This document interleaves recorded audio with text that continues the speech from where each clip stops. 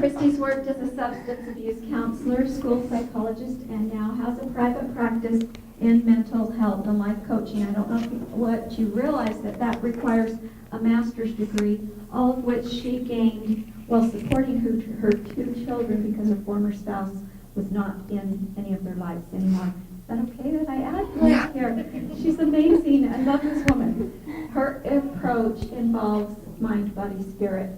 She's formed Health, Healing, and Wholeness, a publishing company that it specializes in multimedia approach, CDs, DVDs, and books. I will tell you that my book would not exist were it not for Christy. She taught me and helped me along the way. What a great friend. She's the author of 10 Ways to Balance Brain Chemistry, along with a companion DVD of Emotional Healing. And again, her publishing company, she supported every one of us. Kathy, I have a couple of CDs that Christy has done. She just blesses this world in great ways. And welcome, Christy, and listen carefully to what she has to say. Thank you. Oh, that is bright, isn't it? It comes right at you. Okay, let me find my spot here. So I'm going to share a little bit about why this happened. And first of all, I've got to tell you a little bit about my favorite holiday. So if you'll go to the next slide, you'll see that we're kind of assuming this is all about Christmas, but this is about Thanksgiving, really. This is where this was inspired.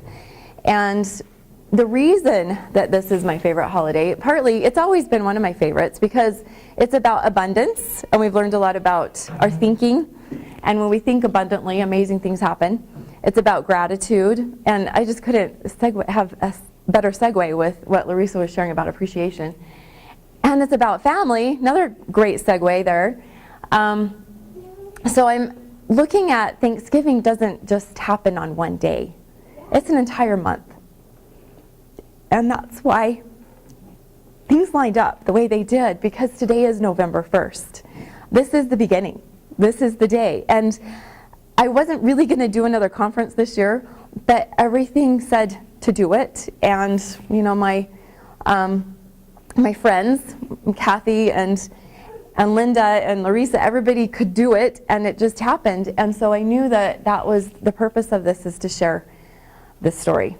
And it is becoming an ebook, and that is what you will receive, is the Gift of Gratitude. And it is a 28-day program, a tool to lift mood and shift attitude. I thought that was kind of clever. I came up with that last night.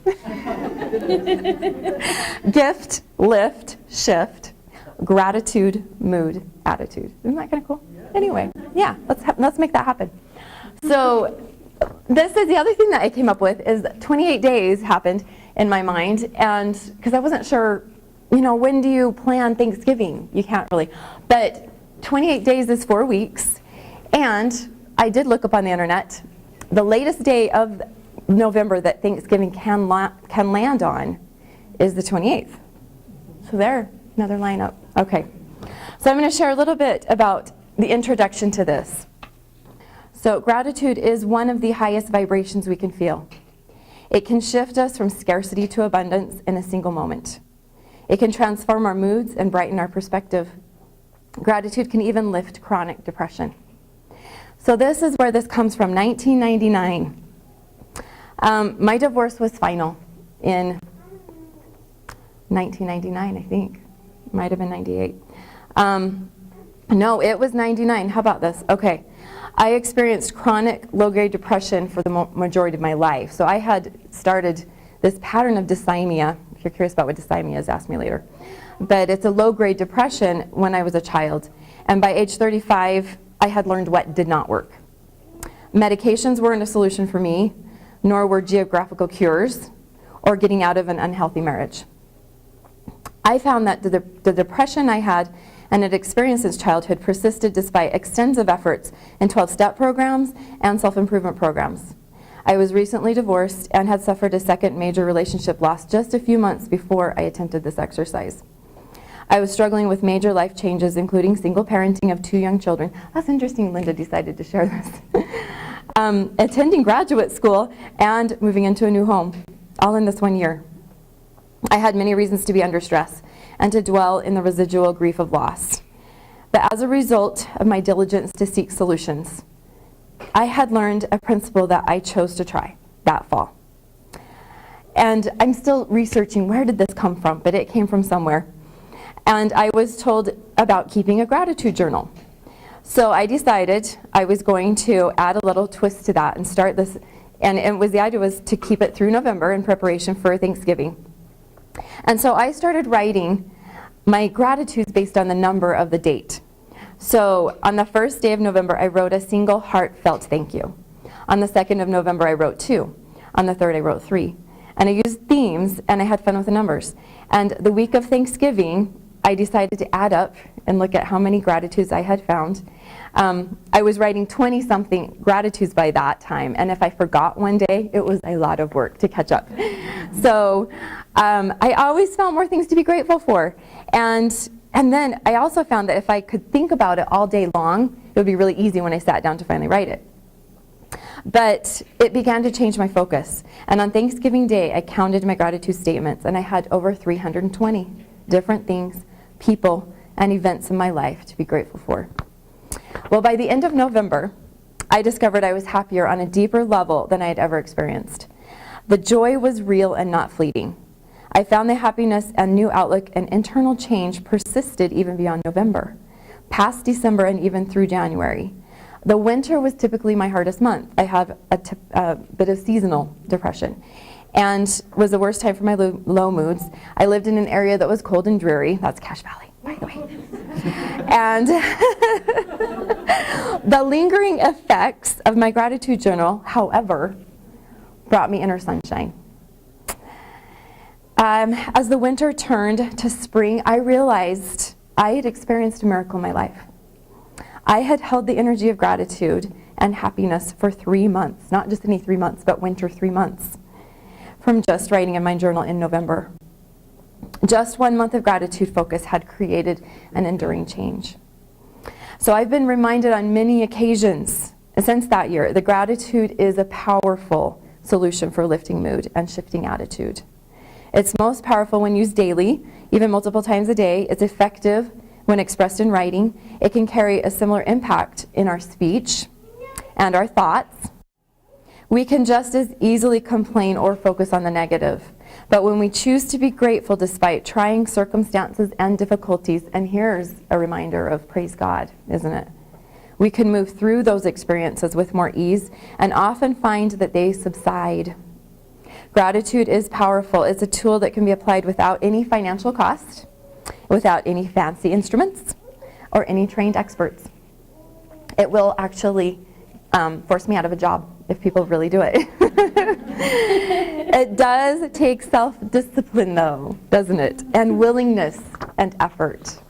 So my goal in writing this ebook was to create a format, a structure, that would make it a little easier to come up with some of these gratitudes. And so I'm going to share a few of those today. And one of my first ones, though, before we move past this slide, is family. And I have to tell you, last year, things got away from me, and I have done that gratitude journal every year since 1999, except for last year. On Thanksgiving morning, I found myself driving down to the in-laws and realized I hadn't really done it. But I'd kind of decided by that time that what I really wanted to do that year was write a gratitude letter to each person in my family. And so that's what I did instead. The problem was, by the time I got to my sister-in-law's, I couldn't get out of the car. I was just crying so much. There was so much that happened in just that, and just writing those gratitude letters for each person in my family. And I didn't get through everybody. I was like on my third.